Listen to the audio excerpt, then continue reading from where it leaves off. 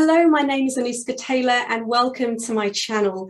And today I want to talk all about the breath when it comes to speaking, which is such a big topic and something that I get asked about all the time, whether it's from clients, whether it's when I tell people what I do for a living.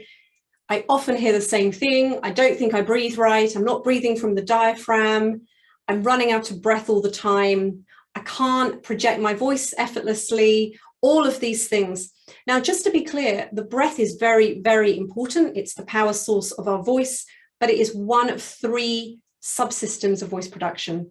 So we want all the subsystems to be working together, but the breath is what we're going to focus on today because it's a very important pillar to supporting the voice. So our breath, of course, gives us life. It literally powers our voice. And it's very interesting because as babies, we habitually breathe in that lower belly place. And it's really as we get older, as we get into adulthood, the breath starts to get higher and shallower.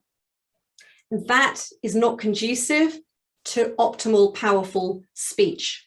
A free voice is powered by breath that flows from low in the body. And so in this video, I want to share with you, first of all, some ways to become a little bit more aware of what you're currently doing in terms of breathing. And secondly, some ways and some exercises you can do to start to train your breath to be that little bit deeper, which is what we want for speech. So you might be wondering, well, why does the breath tend to be higher as we get older? What happens? Why does this change? So stress, anxiety can absolutely cause the breath to be shallower and higher. You probably notice that in yourself. When you get nervous, you tend to feel everything kind of tensing and constricting, and the breath does get shallower. We tend to hold our breath when we're nervous as well. Another part of this, I think, is also just our modern way of living. Firstly, in terms of our posture, we're sitting at desks all the time, we're sitting at computers, we're driving, we're hunched over things, devices. It's not really conducive to that open expansion of the body. It doesn't really give any free movement. So whether it's the stomach that's kind of squashed, or the chest is collapsed, or the larynx is being squashed, nothing is really kind of able to freely move. So that's one thing. I also think too that we do live in a world where we do want to look good and we do want to have nice flat abs. Our abs are habitually held quite tight, so they just don't have that much dynamic movement in them. And we really do need abs that can actually move for us to get that really deep, low belly breath. So of course, if that's happening, then the breath is forced up high. So a high breath cannot effectively power a voice. If we want to be able to speak for long periods of time, powerfully, without strain, without unnecessary tension, without unnecessary constriction, we do need to train our breath to be that little bit deeper, to sit that little bit deeper. If we don't, what can happen, and this is what I think a lot of people end up coming to see me for these types of reasons, is the voice can then get weak and thin, or it's just very tense and strained because we're literally trying to squeeze that last drop of air out. And then we have to really constrict around the muscles of the larynx.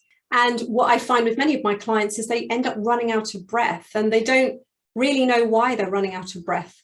But if you're squeezing from here, it's never going to be conducive to a really powerful, effortless voice, which is what we want. So what we're aiming for ultimately is low, slow, continuous, and silent breath. So we're not holding our breath, we're not gripping, we're not tensing. It's just this nice cyclical movement. And it becomes automatic eventually when we start to practice it. We just automatically engage our muscles of the tummy when we start speaking. It becomes less about hiking up the shoulders and breathing through the upper chest, which then goes into the shoulders, into the neck. And if you already have a lot of tension and unnecessary kind of tightness and strain through the shoulders and the neck, this is just going to exacerbate it, particularly if you do a lot of speaking. So when training ourselves to find that lower breath, we're really focusing on 3 areas. So I've mentioned the abdominal area, which is really important. We're also thinking about the lower ribs so they can expand. And we're also thinking about the back, a back expansion, because all of this is involved in breathing. Now you might be thinking, well, what about the diaphragm? Because I think whenever I talk about breathing, the first word people will usually say is, oh, the diaphragm, I don't think I breathe from the diaphragm. The diaphragm is really synonymous with breathing, and for good reason, because it is a major muscle of respiration, and it separates our chest cavity from our abdominal cavity. Now, it's really important because of how it attaches to our body. It attaches at the back to our spine, and at the front to our sternum or breastbone, and also the lower part of the ribs. So you can see, therefore, the diaphragm is connected to all of these areas I've just mentioned, which is why we want to really be focusing on those 3 areas when we're training our breath to go that little bit lower. Now, you can't deliberately move your diaphragm. There is some debate about this, but if I said to you, move your diaphragm, you would find it almost impossible. What we can do is move it by activating other muscles. And so in these exercises I'm going to take you through, that's what we're doing. We're not directly moving the diaphragm because that's almost impossible. We're going to be moving muscles that we know allow the diaphragm to contract and relax and get that movement. So the exercises I'm going to take you through, this list isn't exhaustive. I mean, I could do a whole week's worth of videos on this topic. It's vast and it's complex, but what I'm going to share with you is a few cherry-picked exercises that I hope are just going to really help to start to bring more awareness. And actually, if you were to practice these every day for a few minutes, you would really start to notice a difference. Now, what I would suggest is when you're doing these exercises, try and do them sitting down, standing up and walking, because of course you want to be able to speak sitting, standing and walking. So there's no point just being able to do this breath when you're standing or when you're sitting. You need to be able to do it in every way. Also, with the awareness exercises that we're going to do now, you can also try these lying down. And sometimes I think lying down is quite good. You can shut your eyes, you can really focus on the breath. And sometimes with gravity, it can actually really help us to feel that movement more easily. So if you're really struggling with this, let's say you've got very tight, very toned, strong abs, and you can't feel any movement in your abs, try doing it lying down or try sitting and see if you can start to notice a bit more movement when there's less tension on them. So first of all, we're going to look at breath awareness, which I think is something that particularly in our modern life, we don't really give that much, as I said, thought to our breath. It just kind of happens. So first of all, I'd like you just to shut your eyes and put one hand on your belly and one hand on your chest. And just notice your breath. So you're not trying to do anything. You're not trying to put the breath anywhere, force the breath. Literally, I just want you to observe right now, what does your body habitually do? Notice I say habitually and not naturally, because these are habits that we've got into. As I said, we actually know how to breathe from this lower place as babies, but we unlearn it. So this is habitual breath patterns that for most of us we get into. So just observe your breath and maybe do 10 slow breaths and just notice, what do you feel? Do you feel anything? What do you notice move? What do you notice doesn't move? Just pay attention. There's no right or wrong. It's just what it is in your body. And then we're going to start to bring awareness to certain parts of your body. So now I would like you to keep breathing, keep your eyes closed, keep one hand on the belly, one hand on the chest. But this time I want you to bring your awareness to your abdominal muscles. So just bring awareness as you breathe to your tummy. That's all I want you to do at the moment. And just notice what happens, if anything. And then bring your awareness to your lower ribs. Now, if you want, you can put your hands just above your waist, if that helps you to bring awareness. And again, just notice. has anything changed? Now you're bringing awareness to your lower ribs. And then finally, I want you to bring awareness to your lower back. So you can put your hands on your lower back. You can give yourself a hug. And just notice again, we're not trying to do anything still, we're just bringing awareness, because there may be movement there that you've never noticed before.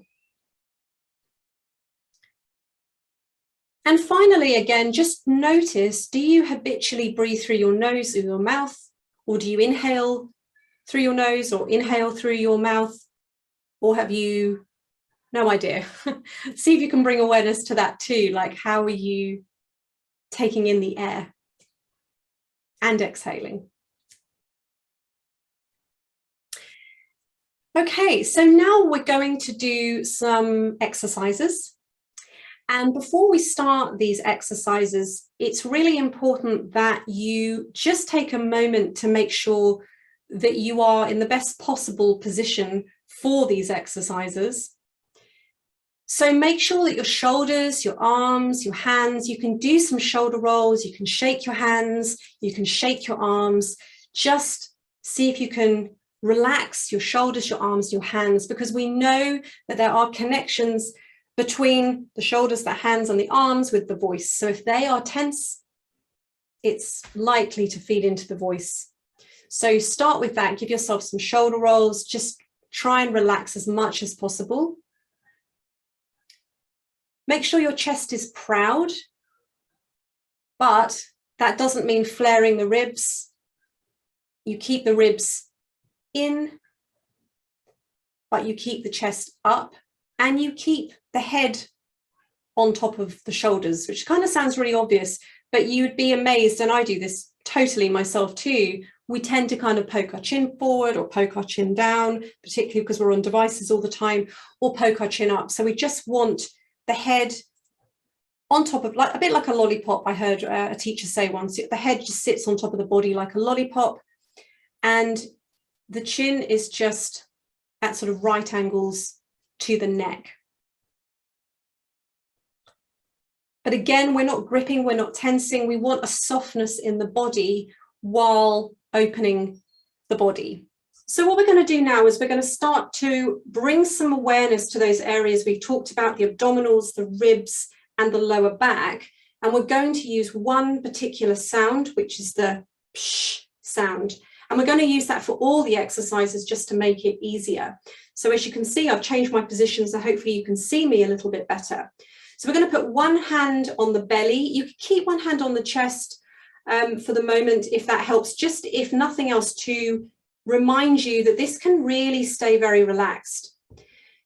So as you say, psh, I'd like you to gently pull your tummy in. So psh, psh, psh, psh, psh, and nothing else should move. It's literally just my belly moving in and out. Now, as you say psh, then you literally just let go and let the breath just drop in. We don't need to control the inhalation.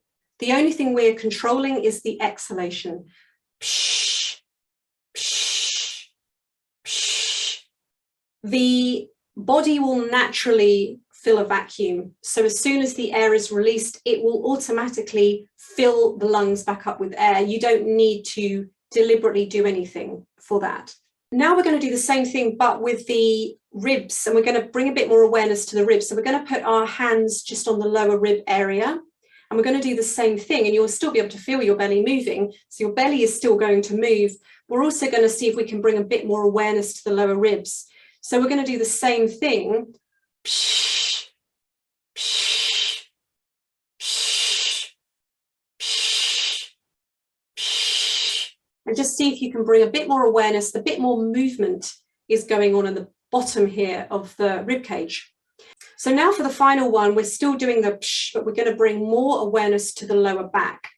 So what I want you to do is kind of give yourself a hug so you can feel the lower back. In fact, you can pretty much feel everything in this position because you can feel the abs, the lower ribs, and the back. And then do the same thing. Psh, psh, psh, psh. See if you can bring awareness to an expansion of the lower back, as well as the lower ribs, as well as the abdominals. Now, when you feel, okay, I've got that, I feel things are moving, because this is really just, we're just trying to bring a little bit more movement and sort of flexibility to some of these muscles that are really important for respiration. So now what we're going to do is we're going to focus on a bit more strength and coordination of the muscles. We're going to do a pulse on the psh. Now in yoga, this is often called a breath of fire. I do a lot of yoga, so I've done this exercise many times, but we're just going to do it in a very sort of simple, just a few rounds. Sometimes in yoga, we can do it for 10, 20, 30 seconds, but we're just going to do a few, and you can just do maybe 5 and see how it feels. So you're going to do the psh again, but you're going to literally pulse it. So it's a bit like this. So put your hands on your belly, keep everything relaxed. Psh, psh, psh, psh, psh, psh, psh, psh, psh, psh, psh, psh, psh. And I'll stand here as well so you can see. Psh, psh, psh, psh, psh, psh, psh, psh, psh, psh, psh, psh. And see what happens. If you feel a little bit lightheaded, don't do loads, but you can feel, hopefully, there's a lot of perhaps muscles that you didn't even know existed when you do that. So we're really building strength and coordination in those muscles. So you can do a few rounds of that, perhaps do 5, perhaps do 10, and then you can just start to increase that as long as you don't feel too lightheaded. Then the next thing, we go from a pulse. Now we're going to do a sustain, because of course when we speak, we're not just talking like this. We actually need that. We need to be able to sustain our speech. So now what you're going to do is see if you can elongate that psh without gripping, tensing, straining, doing anything kind of weird. We're keeping it all in this lower part of our body. So psh.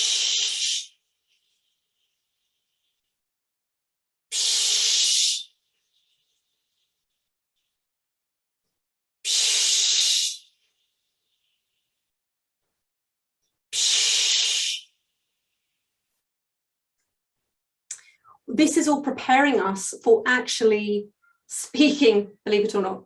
And then another thing you can do is practice on different dynamics. So you can do a psh quietly as you can. And then I say as loudly as you can without straining, tensing, constricting unnecessarily. So if we do a quiet one, it could be psh.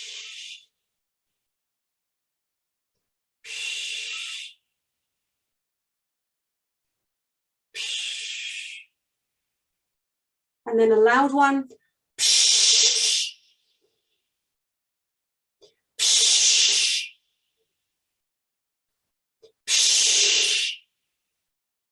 So you can play around with that. As I say, the most important thing is you're keeping it here and you're not bringing it into tensing through the larynx, the neck, the shoulders, the upper chest. It's all here. As soon as you feel like you're having to squeeze up here, then stop. Keep it low and keep it as relaxed as possible. So how do we bring this into speech? So we're going to start very simply, first of all, with just counting numbers, and start just with 1, 2. And as you say 1, 2, pull the belly in, and then imagine the sound being propelled forward.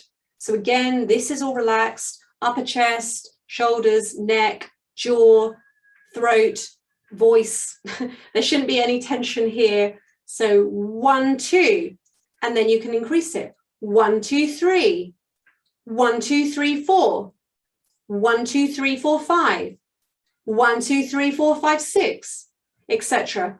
So we're still moving the belly in and out, but now we're putting words to it.